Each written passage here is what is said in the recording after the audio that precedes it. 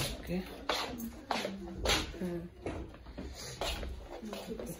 চলো আমাদের আজকের আল্লাহ যেন সবকিছু ভালো করে। না এই তো মেঘ, আকাশ একটু রোদ থাকলে একটু মনটা একটু ফরফরা থাকে, তারপরে সমস্যা নেই ইনশাআল্লাহ।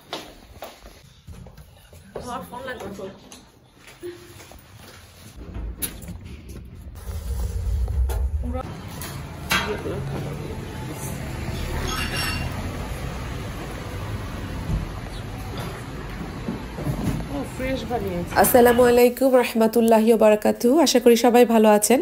আজকে আপনাদের সাথে আমাদের স্পেনের থার্ড ডের যে ব্লগটি সেটা শেয়ার করছি, আশা করি ভালো লাগবে। তো আমরা রেডি টেডি হয়ে আমাদের এয়ারবিএনবির নিচে যে কফি শপটা ছিল তো সেখানে আসছি সকালে নাস্তা করার জন্য। তো সামনে থেকে বোঝা যায় না, এর ভেতরে কিন্তু অনেক জায়গা। তো ওখানে আমরা সবাই 4টা ক্রোশেন্ট নিয়েছি আর কফি নিলাম। তো সকালে নাস্তাটা করে আমরা রওনা দিব। তো আমরা একটা গ্রুপ ট্যুরের সাথে যাচ্ছি। সেই ট্যুরে ওরা আমাদের সেখানে নিয়ে যাবে, তারপর ওখানে গাইডও থাকবে। তো আমাদের একটা মিটিং পয়েন্ট দিয়েছে এবং টাইমও দিয়েছে, 9টার মধ্যে ওখানে থাকতে হবে। তো আমাদের এয়ারবিএনবি থেকে 10 মিনিটের আর কি রাস্তা। তো আমরা একটা ক্যাব নিয়ে নিলাম, ক্যাবে করে এখন আমরা চলে যাচ্ছি আমাদের মিটিং পয়েন্টে।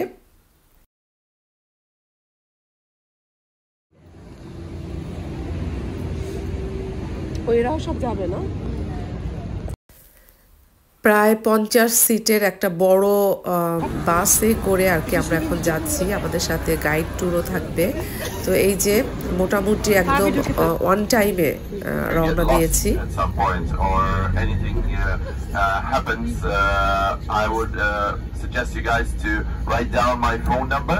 Okay. So that just in case you can call me or WhatsApp me. I have, I think, almost all possible messengers on my phone. So my phone number is +. তো আমাদের জার্নিটা একদম ঠিক টাইমে শুরু হয়েছে। একজনরা আসতে পারেনি। আসলে এখানকার প্রত্যেকটা জিনিসই অন টাইমে চালু হয়, এই কারণে সব সময় টাইম মতো উপস্থিত হতে হয়। তো এই যে সামনে যে ভদ্রলোক বসে আছেন উনি হচ্ছে ট্যুর গাইড। উনি আমাদেরকে যাত্রা পথে আর কি 2 সাইডে যে বিভিন্ন জিনিসপত্রগুলো, স্পেশাল যে জিনিসগুলো সেগুলো আর কি বলছিল আর কি কোনটা কি। তো সব কিছু আমাদেরকে বোঝাচ্ছিল।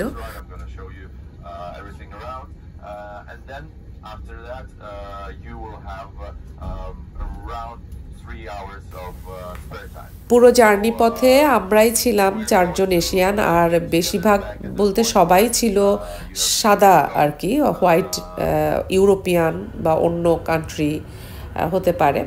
তো যাই হোক আমাদের জার্নি শুরু হলো। তো আমরা যাচ্ছি হচ্ছে বার্সেলোনা থেকে 1 ঘন্টা আর কি যাত্রাপথ।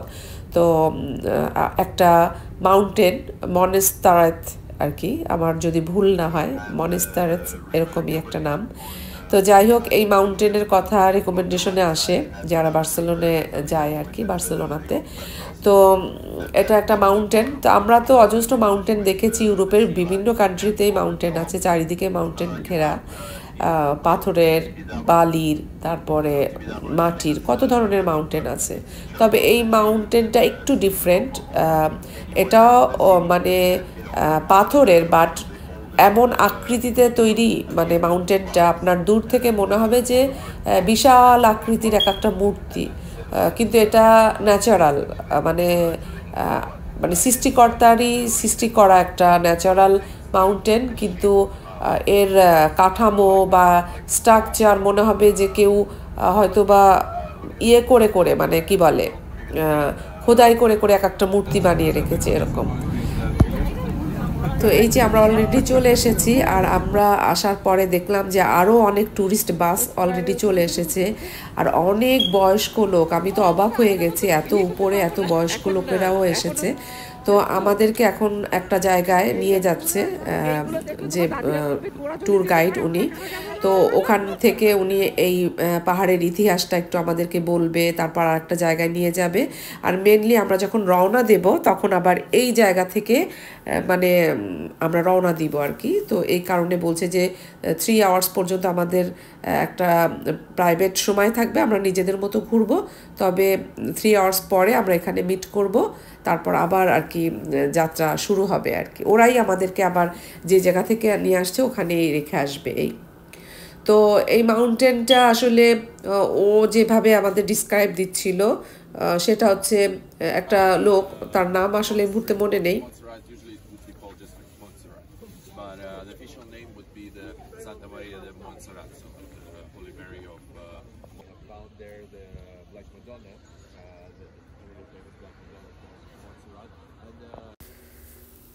তো আসলে এখানে আসার পরে যেটা বুঝলাম, এটা আসলে একটা ধর্মীয় মাউন্টেন আর কি। এটা ক্যাথলিক হতে পারে আর কি। অনেক আগে একটা ভদ্রলোকের নাম বললো, সে এই মাউন্টেনের উপরে আর কি আলোর রোশনি দেখেছিল, আলোর রশ্মি। তারপর থেকে সে এই মাউন্টেনে একটা চার্চ তৈরি করে এবং সে বসবাস শুরু করে, উপাসনা শুরু করে। তো এখানে অজস্র বলতে বেশ কিছু চার্চ রয়েছে, আর এই কারণে খুব বয়স্ক লোকদের দেখলাম যারা এখানে আসে ওই সব চার্চে ইয়ে করার জন্য। আর এই যে বিল্ডিংটা দেখছেন, এটা কিন্তু একটা বোর্ডিং ইউনিভার্সিটি আর কি, বা কলেজ, এরকম বোর্ডিং থাকে না, যেখানে স্টুডেন্টরা থাকে, পড়াশোনা করে। তো সেই আর কি এখানে এরকম বড় একটা ইউনিভার্সিটি আছে। এটা হচ্ছে আর্টের পরে আর কি, আর্টের পরে বেশ বড় একটা ভালোই নাম করা ইউনিভার্সিটি। আর এই যে এখানে হচ্ছে লোকাল কিছু শপ, যেখানে এরাই যে উৎপাদন করে বিভিন্ন ধরনের চিজ, তারপরে এখানে অনেক ফ্রুটস বলতে ওই যে অলিভ, তারপরে ফুঙ্গি বা ফিগ, যেটাকে কি বলে, কি ফল বলে এটাকে, আমার এই মুহূর্তে তিন ফল যেটা আর কি। তো এই মধু, এই জিনিসগুলো আর কি একদম হোমমেড এবং খুব পিওর আর কি। তো সেইগুলো নিয়ে বসছে। তো আমরাও এখান থেকে একটু বাদাম নিলাম। বাদামটা কি টাইপের একটা খাবার, আমার মেয়েরা নিল, আমরা খেতে খেতে আর কি যাচ্ছি। তো দাম মোটামুটি ছিল, তবে ভ্যারাইটিস রকম চিজও রয়েছে।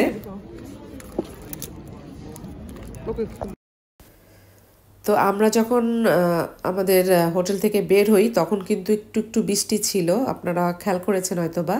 তো এখানে পৌঁছানোর পর এই যে সূর্য উঠে গেছে, আর এই যে দেখতে পাচ্ছেন প্রচুর প্রচুর ট্যুরিস্ট। আর মানে বয়স্ক মানুষ, এত বয়স্ক মানুষ এত উপরে আসছে, এটা দেখে খুব আশ্চর্য লাগছিল। আর অনেক অনেক ট্যুরিস্ট, বাসগুলো তো দেখালাম, এর নিচে একটা অংশে সেখানেও কিন্তু থাকে, মানে ওখান থেকেও অনেকে মানে আসে আর কি। তো এই যে মূর্তিটা দেখছেন, এই ভদ্রলোকই মূলত এখানে প্রথম বসতি বা আসছে আর কি। তো সেই সম্পর্কে আর কি ট্যুর গাইড বলছিল।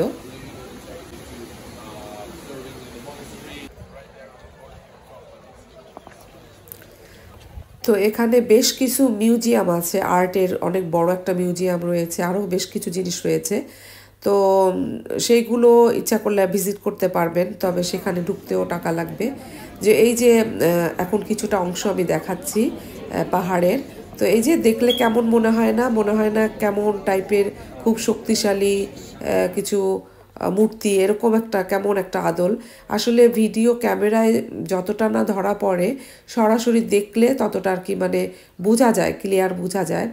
যাই হোক, এখানেও ও আমাদের অনেক কিছু বোঝাচ্ছিল।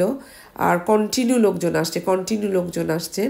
তো এই যে একটা পিয়াস্তার মতো আছে, এখানে বেশ কিছু অ্যাক্টিভিটিসও করার রয়েছে। যারা করতে চায় তাদেরকে রেকমেন্ডেড করলো যে আপনারা যারা যেতে চান এটাতে যেতে পারেন, ওটাতে যেতে পারেন, এই আর কি।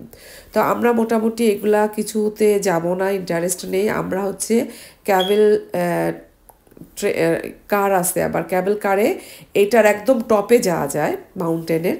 তো সেইখানে আর কি আমি মূলত যাব, যেহেতু আসছি সেইটাই দেখবো। এই যে একটু দেখেন কেমন টাইপের যেন ইয়েটার মানে মাউন্টেনটা, আর একটু লালচে টাইপের, আর একটু বৃষ্টির কারণে একটু শ্যাওলা বা কি বলে একটু গাছ থাকার কারণে সবুজ সবুজ আর কি দেখা যাচ্ছে, আর এমনি একটু লালচে টাইপের পাহাড়টা। তো এখন আমরা হচ্ছে ক্যাবেল কারে করে একদম টপে যাব। তো এইটাই হচ্ছে আসা যাওয়া জনপ্রতি সম্ভবত 16 ইউরো এরকম লেগেছিল আসা যাওয়া টোটাল। ইচ্ছা করলে অনেকে হাইকিং করে উপরে যায় আবার আসে, কিন্তু আমরা আর ওই রিস্কটা নিচ্ছি না, আমরা উপরে যাব। আর এখান থেকে যেতে যেতে কিন্তু আরও সুন্দর আর কি দেখা যাবে পুরো মাউন্টেনটা, তো সেটা আপনাদের সাথে একটু শেয়ার করছি। তো এখন আমরা একদম উপরে চলে যাচ্ছি, যাওয়ার পথে মানে এই যে এত সুন্দর লাগছিল দেখতে, কি বলবো, একদম উপরে উঠে যাবে। অনেকে হাইকিং করে ওঠে, কিন্তু আমরা এটাতে উঠলাম। তো ওখানে যাওয়ার পর দেখলাম বেশ সুন্দর ব্যবস্থা করে রেখেছে ট্যুরিস্টদের জন্য, অনেক বড় একটা রুম করে রেখেছে। তারপর এখানে একটা ব্যালকনি, এখান থেকে দাঁড়িয়ে অনেকে ছবি তোলে বা এই সাইডটা দেখে। তারপর রুমের মধ্যে বসে অনেক রিল্যাক্স মুডে দেখতে পারে। তো আমরা রুমের মধ্যে বেশ অনেকটা সময় ছিলাম, বড় উইন্ডো আর কি, গ্লাসের উইন্ডো। তো এখানে বসে আমরা আবার বাসা থেকে খাবার নিয়ে গিয়েছিলাম, তো সেটা এখানে বসে খেলাম। খুব সুন্দর নিরিবিলি পরিবেশ, আর ভাল লাগছিল, সেফটিও আছে মোটামুটি। তো এখানে বেশ অনেকটা সময় আমরা বসেছিলাম। তারপর এই মাউন্টেনের বিভিন্ন অংশ আর কি ওই হয়তো বা ভেঙে পড়েছে, সেইগুলো আর কি এখানে ছোট করে দিয়ে রেখেছে, ছোটোখাটো একটা মিউজিয়াম বলতে পারেন। তো এখন আমরা এই যে বেশ কিছুটা সময় এখানে ছবি টবি তুলে আর কাছাকাছি যতটুকুন হেঁটে যতটুকুন এক্সপ্লোর করা যায় ততটা করছি। অনেক বেশি উপরে আর উঠবো না, হাইকিংয়ের অনেকগুলো ওয়ে ছিল, অনেকে সেখানে উঠছে আর কি। তো উপরে ওঠার পরে এই পুরো মাউন্টেনটা দেখতে আরও বেশি ভালো লাগছিল। তো মাউন্টেনটার চারিদিকে আবার সবুজ গ্রাস, উপরে নীল আকাশ, মানে একদম অন্যরকম মনে হচ্ছিল। আর জানি না কতটা ভিডিওতে বোঝা যাচ্ছে, মাউন্টেনটা আসলেই কিন্তু একটু অন্য ধরনের।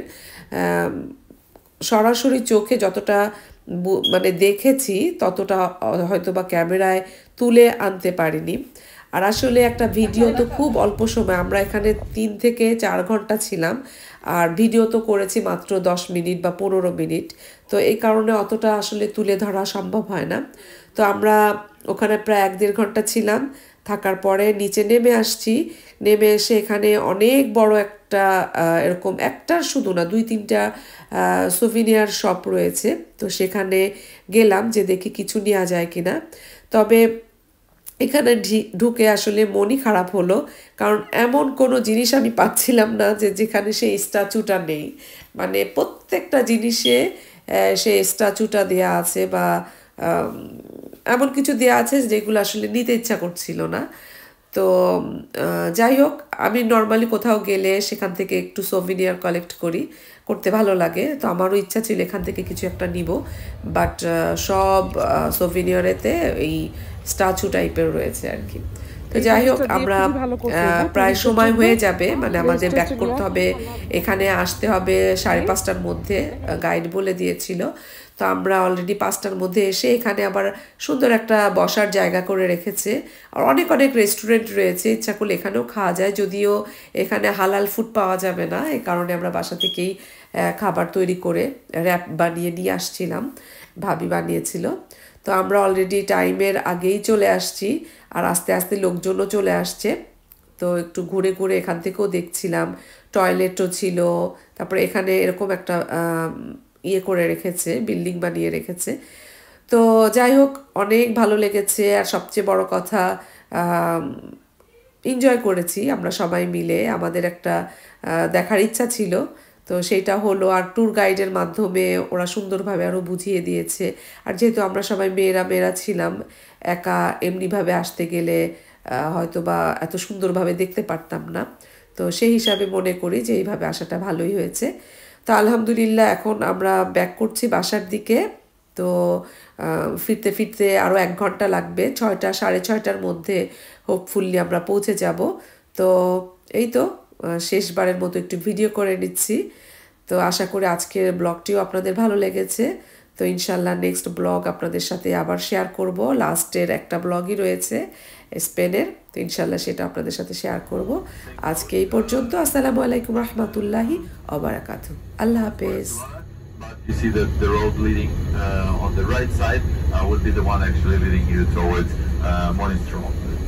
It's a town where you usually head if you go